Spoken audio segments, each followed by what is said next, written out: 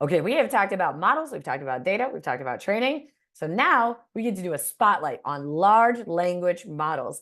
And the reason I'm doing a spotlight on large language models is because this is going to be the model that you are most likely to encounter at work.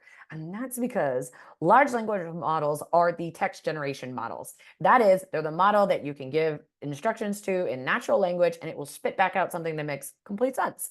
So you can go to ChatGPT, which is powered by large language models, and say, hey, could you write me an email to my boss asking for a promotion, and get something out that's pretty decent, right? That you can actually use. So they're incredibly powerful. They're incredibly useful. We abbreviate them by saying LLMs. I will be doing that because it's just easier to talk about. But it's important to learn about them because you're going to be encountering them a lot in the workplace if you haven't already. Now, large language models are built to understand and generate human-like text based on the input they receive, right? We talked about that. You can type in, give me a workout plan, and it'll give you a workout plan, and it'll make sense, right? It's not written in some alien language. These models are trained on massive amounts of text data to learn patterns, structures, and relationships within the language. That should sound pretty familiar from the prior data video.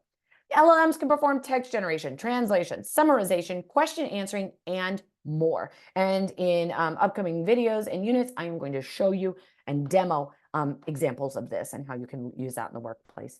They have the ability to understand some context. If we're talking about chatbots, they understand the context of your conversation, generate coherent responses, and mimic human-like conversation. And that is why you see this explosion of chatbots, right? You know about ChatGPT probably. We have Claude, we have Gemini, we have Copilot, we have Pi. I demoed some of those earlier. There are way more than that. Those are just the like name brand ones, right? And that's because LLMs are so powerful and they can engage in this conversation. So they're being deployed everywhere.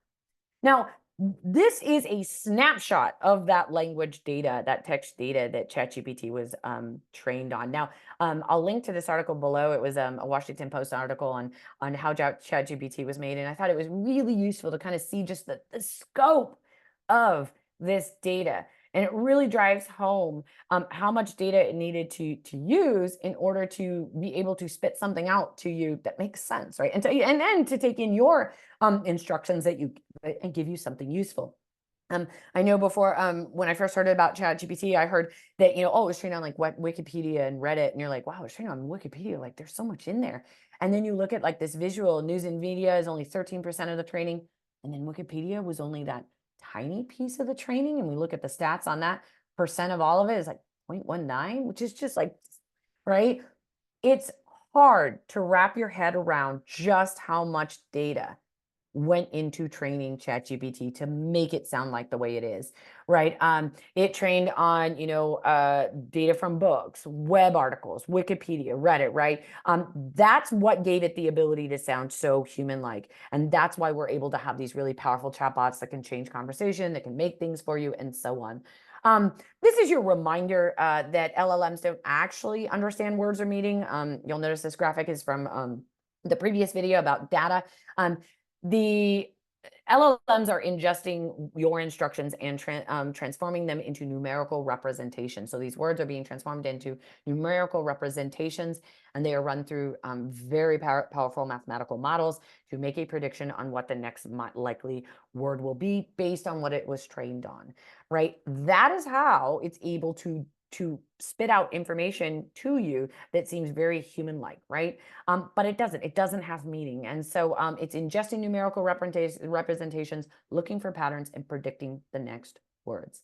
And it's really good at it. That's why if it says something that is not factual, which it does, like large language models are known to hallucinate, that is, they're not telling the truth. It's because they in their prediction, that was not the most likely thing that would come up, right? It has no concept of truth. It only understands the numerical representations based on the data. So really good reminder here, right? Because some of these chatbots, some of the smaller ones have been built to be really empathetic. They've been built to be really fun.